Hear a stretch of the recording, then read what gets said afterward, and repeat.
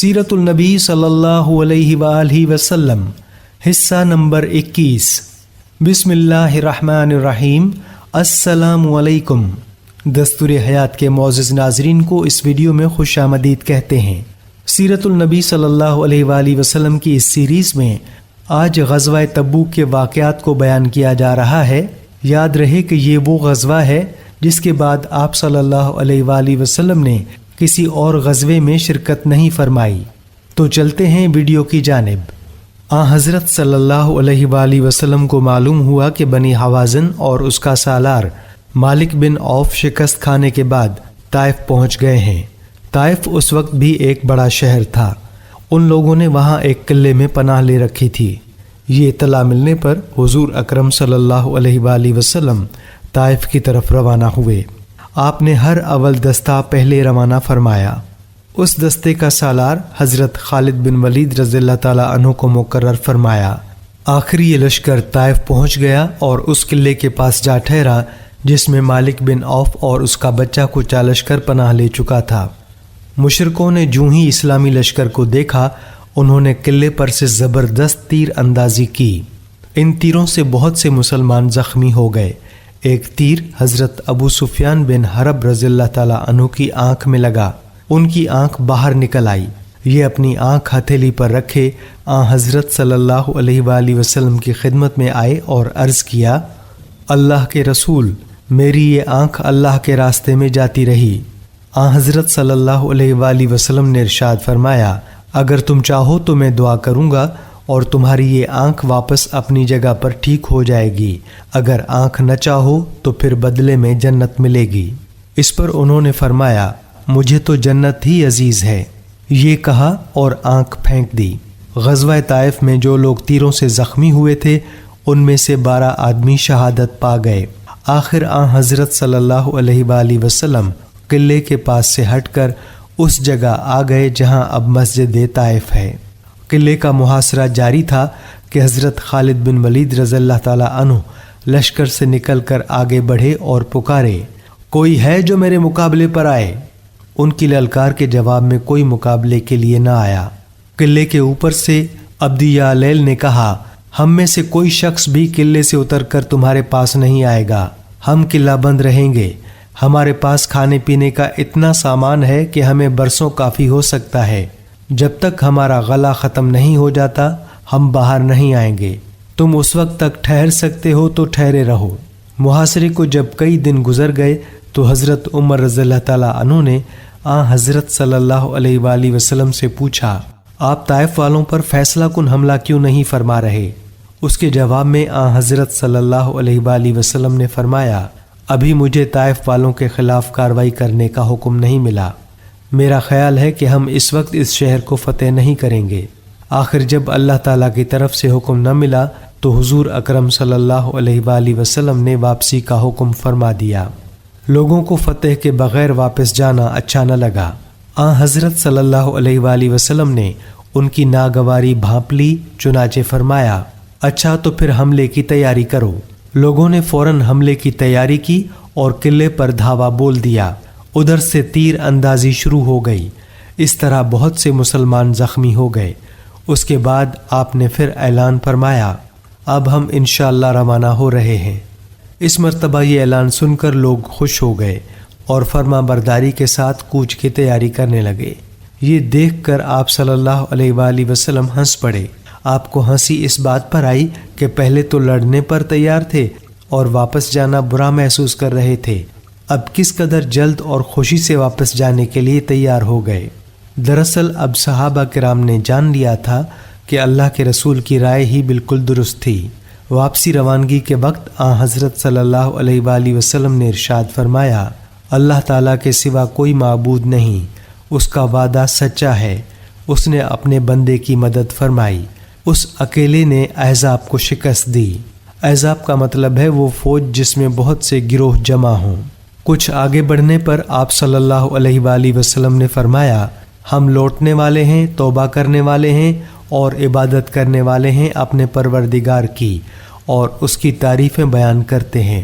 طائف وہ شہر تھا جہاں کے لوگوں نے ہجرت سے پہلے بھی हुजूर नबी अकरम सल्लल्लाहु अलैहि वआलिहि वसल्लम को बहुत सताया था, लहूलुहान कर दिया था, मगर उसके बावजूद पहले भी हुजूर सल्लल्लाहु अलैहि वआलिहि वसल्लम ने उनके लिए बद्दुआ नहीं की थी और अब भी आप सल्लल्लाहु अलैहि वआलिहि वसल्लम ताइफ के लोगों के लिए ये दुआ फरमाई, ऐ अल्लाह बनी सकीफ को हिदायत अता फरमा और उन्हें मुसलमान होने की हैसियत से हमारे पास भेज दे। इस लड़ाई में हज़रत अबू बकर रज़ियल्लाहु ताला अन्हु के बेटे हज़रत अब्दुल्लाह रज़ियल्लाहु ताला अन्हु भी ज़ख्मी हुए थे। उस ज़ख्म के असर से वो चंद साल बाद हज़रत अबू बकर सिद्दीक़ रज़ियल्लाहु ताला अन्हु की खिलाफत में इंतकाल कर गए। वापसी के सफ़र में जब हज़रत सल्लल्लाहु अलैहि वआलिहि वसल्लम जाराना के मकाम पर पहुँचने के लिए नशेब में उतरे तो वहाँ सुराका बिन मालिक मिले।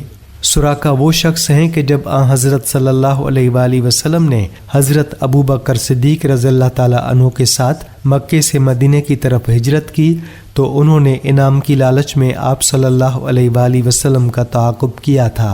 नज़दीक पहुँचने पर उनके घोड़े के पाँव ज़मीन में धंस गए थे। उन्होंने माफ़ी मांगी तो घोड़े के पाँव निकल आए। ये फिर कत्ल के इरादे से आगे बढ़े तो फिर घोड़े के पाँव धंस गए। 3 बार ऐसा हुआ। आखिर उन्हें अकल आ गई और सच्चे दिल से माफ़ी मांगी, फिर वापस लौट गए थे। उस वक्त ये मुसलमान नहीं हुए थे, लेकिन उन्होंने आप सल्लल्लाहु अलैहि वआलिहि वसल्लम से कहा था, ऐ मोहम्मद, मैं जानता हूँ एक दिन सारी दुनिया में आपका बोलबाला होने वाला है, आप लोगों की जानों के मालिक होंगे, इसलिए मुझे अपनी तरफ से एक तहरीर लिख दीजिए ताकि जब आपकी हुकूमत के दौर में आपके पास आऊँ तो आप मेरे साथ इज़्ज़त से पेश आएँ। उनकी दरख्वास्त पर आप सल्लल्लाहु अलैहि वआलिहि वसल्लम ने हज़रत अबू बकर सिद्दीक़ रज़ियल्लाहु ताला अन्हु या उनके ग़ुलाम हज़रत आमिर बिन अबी फ़हीर रज़ियल्लाहु ताला अन्हु से तहरीर लिखवा कर उन्हें दी थी। सुराका अब हुज़ूर अकरम सल्लल्लाहु अलैहि वआलिहि वसल्लम से मुलाकात के लिए ही आए थे और जाराना के मकाम पर ये मुलाकात हो गई। इसी मकाम पर मुसलमान ग़ज़वा हुनैन का माल गनीमत मुंतकिल कर चुके थे। सुराका बिन मालिक उस वक्त ये पुकार रहे थे, मैं सुराका बिन मालिक हूँ और मेरे पास अल्लाह के रसूल सल्लल्लाहु अलैहि वआलिहि वसल्लम की तहरीर मौजूद है। उसके अल्फाज सुनकर हज़रत सल्लल्लाहु अलैहि वआलिहि वसल्लम ने इरशाद फरमाया, आज वफ़ा, मोहब्बत और वादे का दिन है, उसे मेरे करीब लाओ। सहाबा किराम ने सुराका को हज़रत सल्लल्लाहु अलैहि वआलिहि वसल्लम के करीब ला खड़ा किया। आप उनसे बहुत मेहरबानी से पेश आए। फिर आप सल्लल्लाहु अलैहि वआलिहि वसल्लम ने हुनैन के माल गनीमत का हिसाब लगवाया और उसको मुसलमानों में तकसीम फरमाया। हुनैन में जो कैदी हाथ लगे उनमें हज़रत सल्लल्लाहु अलैहि वआलिहि वसल्लम की रज़ाई बहन शीमा बिन्त हलीमा सादिया भी थीं, यानी आपकी दाया हज़रत हलीमा सादिया की बेटी थीं और बचपन में आपकी दूध शरीक बहन थीं। जब ये गिरफ्तार हुई थी तो सहाबा से कहने लगीं कि मैं तुम्हारे नबी की बहन हूँ, लेकिन उन्होंने शीमा की बात पर यकीन नहीं किया था। आखिर अंसार की एक जमात उन्हें हज़रत सल्लल्लाहु अलैहि वआलिहि वसल्लम की खिदमत में ले आई। शीमा जब आपके सामने आई तो बोलीं, ऐ मोहम्मद, मैं आपकी बहन हूँ। हज़रत सल्लल्लाहु अलैहि वआलिहि वसल्लम ने उनसे पूछा, इस बात का क्या सबूत है? जवाब में शीमा बोलीं, मेरे अंगूठे पर आपके कांटे का निशान है जब मैंने आपको गोद में उठा रखा था। हज़रत सल्लल्लाहु अलैहि वआलिहि वसल्लम ने उस निशान को पहचान लिया। पहचानते ही आप खड़े हो गए, उनके लिए अपनी चादर बिछाई और उन्हें इज़्ज़त से बिठाया। उस वक्त आपकी आंखों में आंसू आ गए और फरमाया, तुम जो कुछ मांगोगी दिया जाएगा, जिस बात की सिफारिश करोगी कबूल की जाएगी। इस पर शीमा ने अपनी कौम के कैदियों को रिहा करने का मुतालबा किया। कैदियों की तादाद 6000 थी।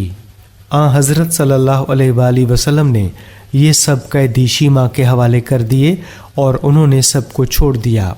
ये हद दर्जे शरीफाना सलूक था। इस तरह शीमा अपनी कौम के लिए बेहद बाबरकत साबित हुई।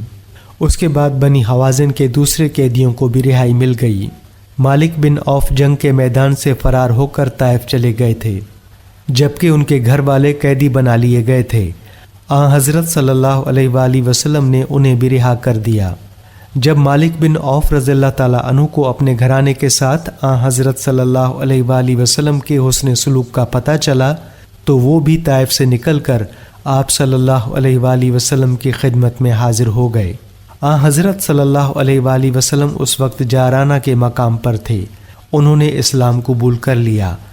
حضرت صلی اللہ علیہ وآلہ وسلم نے انہیں بنی حوازن کے ان لوگوں کا امیر بنا دیا جو مسلمان ہو گئے تھے۔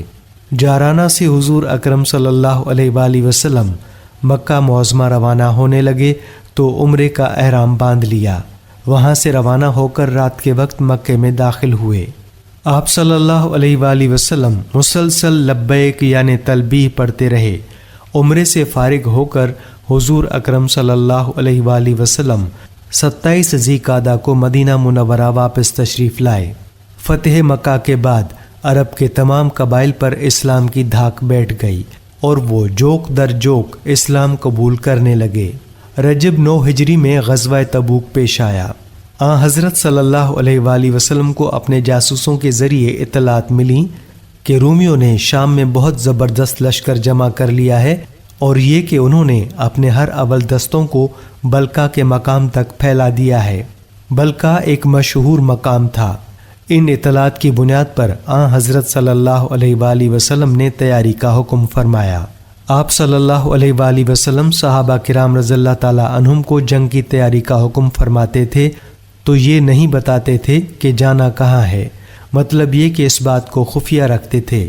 لیکن غزوہ تبوک کے بارے میں آپ نے معاملہ راز میں نہ رکھا، اس لیے کہ رومیوں کا لشکر بہت زیادہ فاصلے پر تھا۔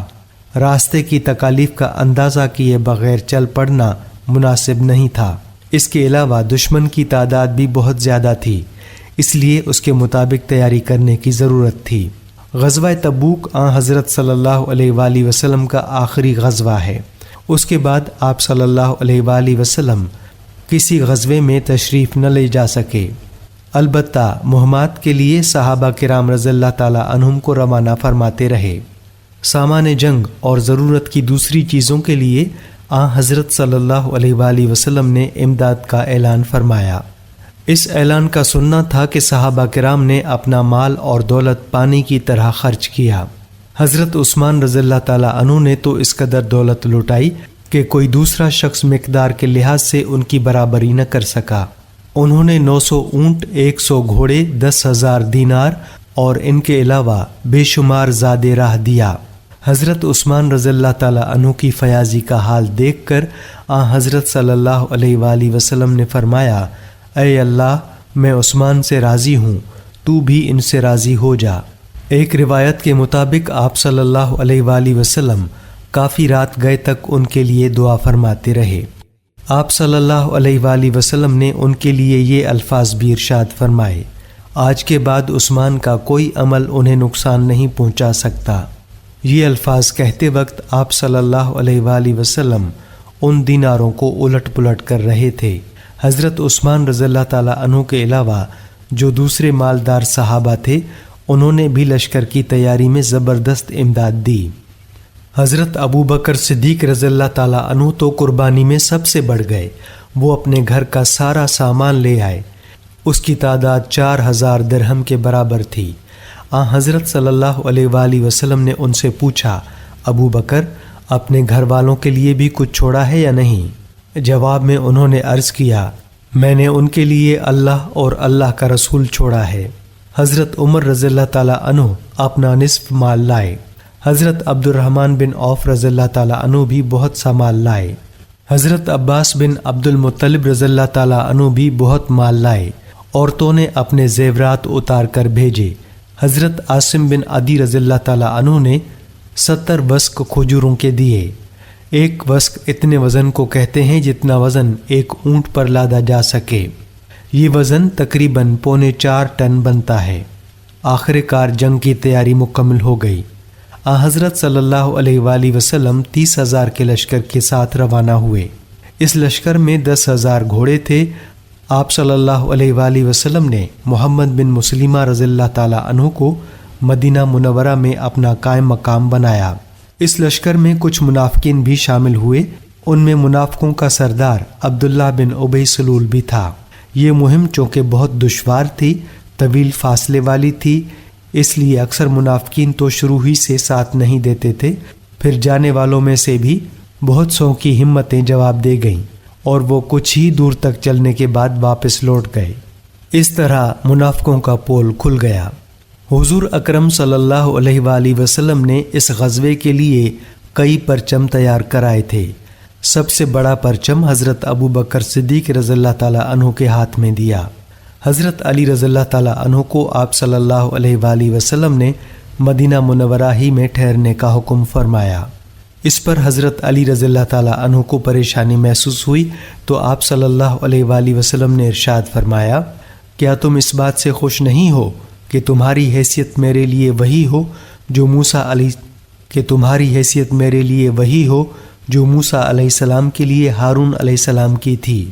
فرق یہ ہے کہ ہارون علیہ السلام نبی تھے اور میرے بعد کوئی نبی نہیں۔ یہ سن کر حضرت علی رضی اللہ تعالیٰ عنہ مطمئن ہو گئے۔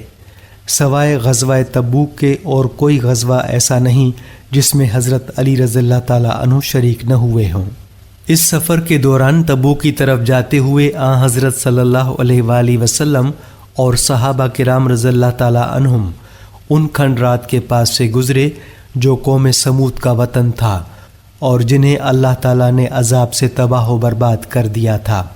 اس مقام سے گزرتے وقت حضرت صلی اللہ علیہ وآلہ وسلم نے اپنے سر مبارک پر کپڑا ڈال لیا تھا اور سواری کی رفتار تیز کر دی تھی تاکہ جلد از جلد وہاں سے گزر جائیں، اور آپ صلی اللہ علیہ وآلہ وسلم نے صحابہ کرام رضی اللہ تعالیٰ عنہم سے فرمایا تھا، ان کھنڈرات کے پاس سے روتے ہوئے گزرو، کہیں تم بھی اس بلا میں گرفتار نہ ہو جاؤ جس میں یہ قوم ہوئی تھی۔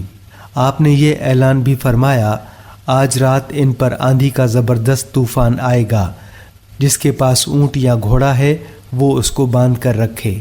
ساتھ میں آپ صلی اللہ علیہ وآلہ وسلم نے حکم فرمایا، آج رات کوئی شخص تنہا اپنے پڑاؤ سے باہر نہ جائے بلکہ کسی نہ کسی کو اپنے ساتھ ضرور رکھے۔ پھر اتفاق ایسا ہوا کہ ایک شخص کسی ضرورت سے تنہا باہر نکل گیا، نتیجہ یہ کہ اس کا دم گھٹ گیا۔ ایک دوسرا شخص اپنے اونٹ کی تلاش میں نکل گیا، اس کا انجام یہ ہوا کہ ہوا اسے اڑا لے گئی اور پہاڑوں پر جا پھینکا۔ حضرت صلی اللہ علیہ وآلہ وسلم کو جب ان دو واقعات کا علم ہوا تو فرمایا، کیا میں نے کہا نہیں تھا کہ کوئی تنہا نہ جائے، باہر جانا پڑ جائے تو کسی کو ساتھ لے کر نکلے۔ اس سفر کے دوران ایک روز پانی بالکل ختم ہو گیا، پیاس نے لوگوں کو پریشان کر دیا۔ آخر لوگوں نے حضرت صلی اللہ علیہ وآلہ وسلم سے ذکر کیا۔ آپ صلی اللہ علیہ وآلہ وسلم نے دعا کے لیے ہاتھ اٹھا دیے۔ آپ صلی اللہ علیہ وآلہ وسلم اس وقت تک ہاتھ اٹھائے رہے جب تک کہ بارش نہ ہو گئی، اور اتنی بارش ہوئی کہ سب سیراب ہو گئے۔ لشکر نے اپنے برتن بھی بھر لیے۔ ان حالات میں حضرت صلی اللہ علیہ وآلہ وسلم کی اونٹنی گم ہو گئی۔ آپ صلی اللہ علیہ وآلہ وسلم نے اونٹنی کو تلاش کرنے کا حکم فرمایا۔ لشکر میں کچھ منافق رہ گئے تھے، وہ واپس نہیں گئے تھے۔ اس موقع پر وہ کہنے لگے، محمد صلی اللہ علیہ وآلہ وسلم کا دعویٰ تو یہ ہے کہ وہ نبی ہیں اور یہ مسلمانوں کو آسمان کی خبریں سناتے ہیں، لیکن انہیں یہ معلوم نہیں کہ ان کی اونٹنی کہاں ہے۔ حضرت صلی اللہ علیہ وآلہ وسلم تک منافقین کی یہ باتیں فوراً ہی پہنچ گئیں۔ آپ صلی اللہ علیہ وآلہ وسلم نے لوگوں کے سامنے ارشاد فرمایا، مجھ تک کچھ لوگوں کی یہ بات پہنچی ہے، اللہ کی قسم میں انہی باتوں کو جانتا ہوں جو اللہ تعالیٰ مجھے بتا دیتے ہیں، اور اونٹنی کے بارے میں مجھے ابھی اللہ تعالیٰ نے بتایا ہے کہ وہ فلاں وادی میں ہے، اس کی مہار ایک درخت کی ٹہنی میں الجھ گئی ہے، تم لوگ وہاں جاؤ اور اونٹنی کو میرے پاس لے آؤ۔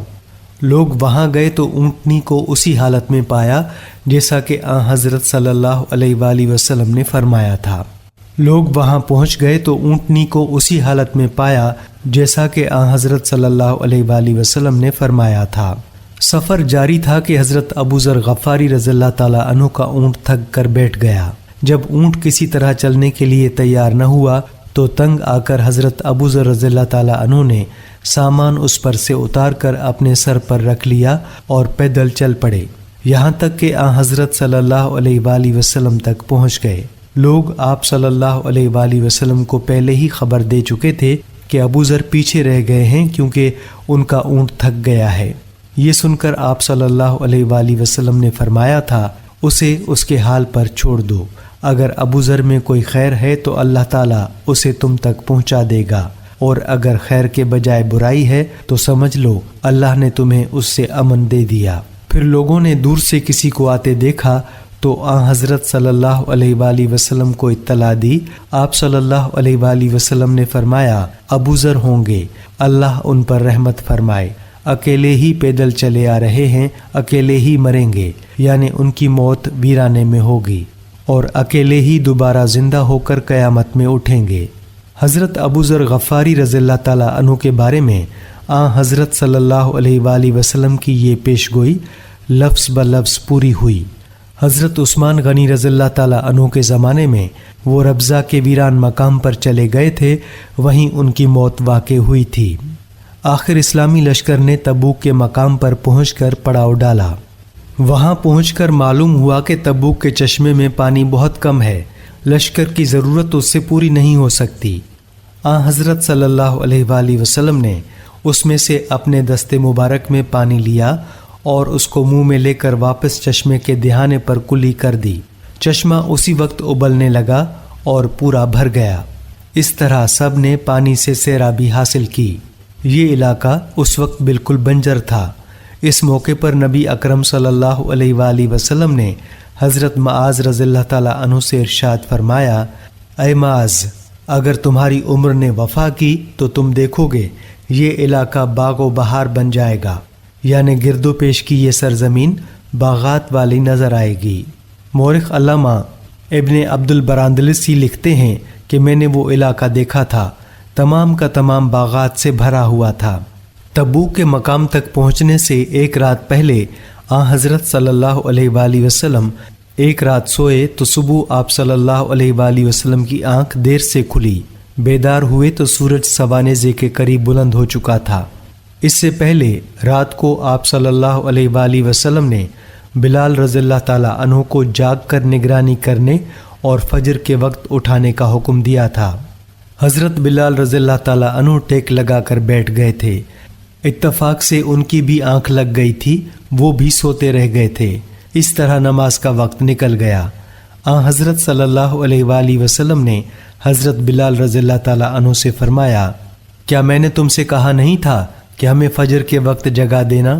جواب میں حضرت بلال رضی اللہ تعالیٰ عنہ نے عرض کیا، اے اللہ کے رسول، جس چیز نے آپ کو غافل کر دیا اسی نے مجھے غافل کر دیا، یعنی مجھے بھی نیند آ گئی تھی۔ آپ صلی اللہ علیہ وآلہ وسلم نے وہاں سے پڑاؤ اٹھانے کا حکم فرمایا اور اس کے بعد فجر کی نماز ادا کی گئی، یعنی یہ قضا نماز تھی۔ تبوک کے سفر کے دوران ایک جگہ پھر پانی ختم ہو گیا۔ حضرت صلی اللہ علیہ وآلہ وسلم کو یہ بات بتائی گئی تو آپ صلی اللہ علیہ وآلہ وسلم نے حضرت زبیر رضی اللہ تعالیٰ عنہ اور ایک اور صحابی کو پانی کی تلاش کرنے کے لیے بھیجا کہ کہیں سے پانی تلاش کر کے لاؤ۔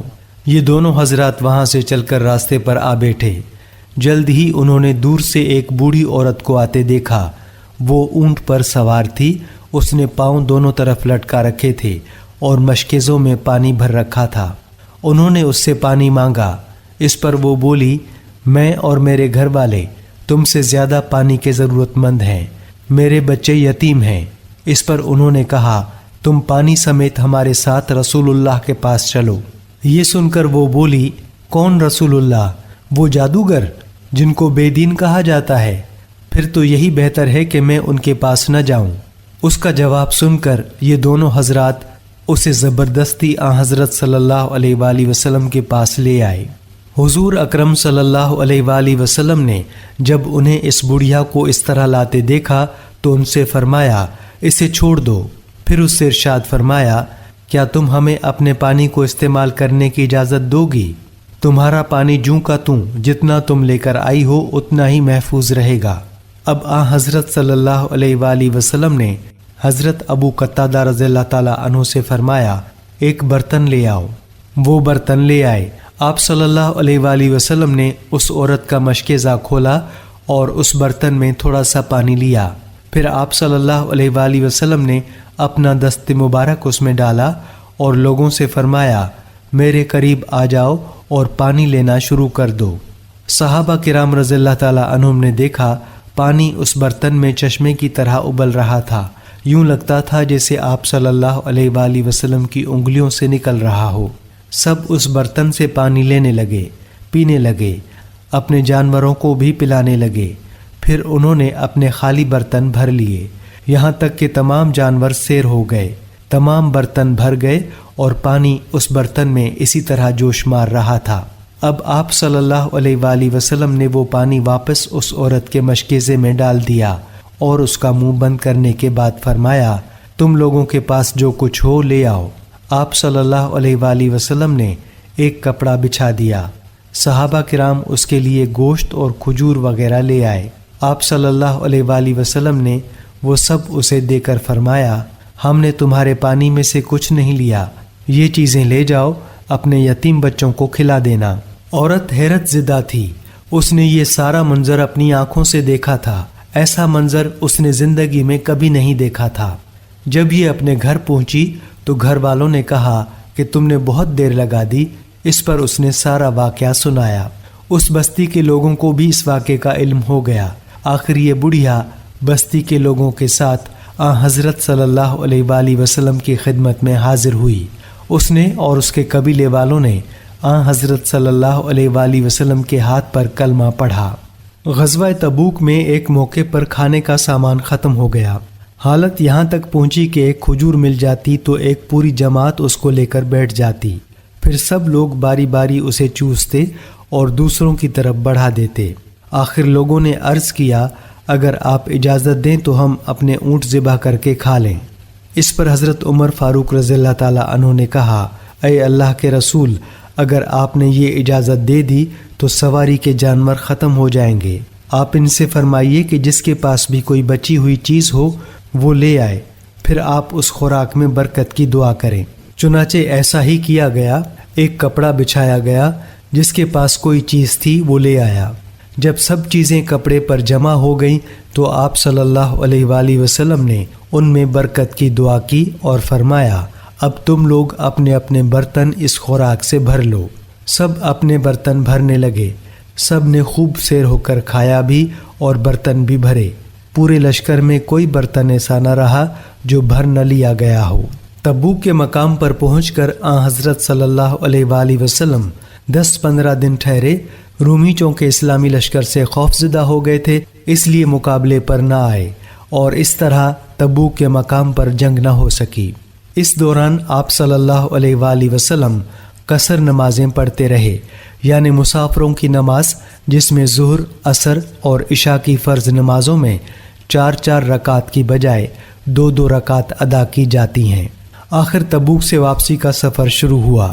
راستے میں چند منافقوں نے حضور اکرم صلی اللہ علیہ وآلہ وسلم کو کھائی میں دھکا دے کر قتل کرنے کی سازش تیار کی، لیکن ان کی سازش کی اللہ تعالیٰ نے آپ صلی اللہ علیہ وآلہ وسلم کو وحی کے ذریعے خبر دے دی۔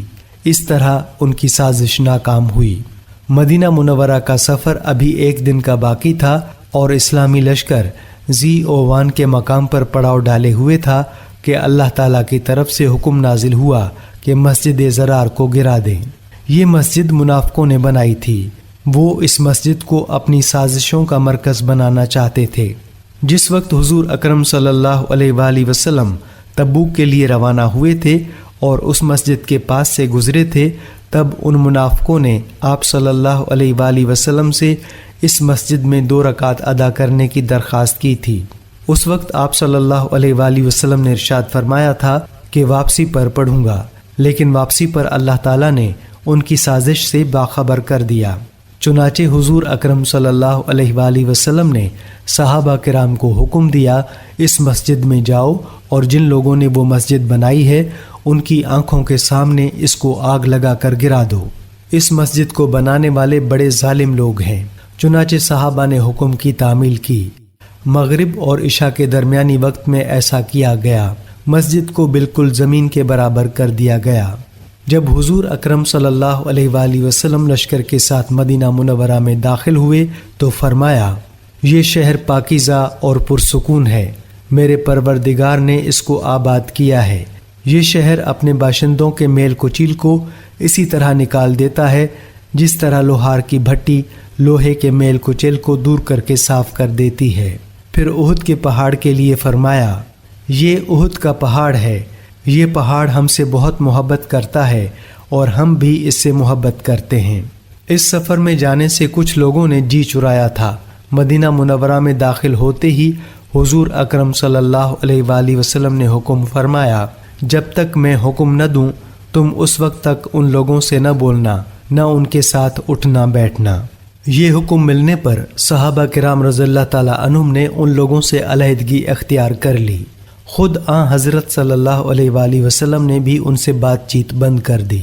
صحابہ کرام نے تو یہاں تک کیا کہ اگر ان لوگوں میں کسی کا باپ اور بھائی بھی تھا تو اس نے اس سے بھی بات چیت ترک کر دی۔ جب حضور اکرم صلی اللہ علیہ وآلہ وسلم تبوک کے لیے روانہ ہوئے تھے، اس وقت منافقوں کی ایک جماعت مدینہ منورہ ہی میں رہ گئی تھی۔ ان کی تعداد 80 کے قریب تھی۔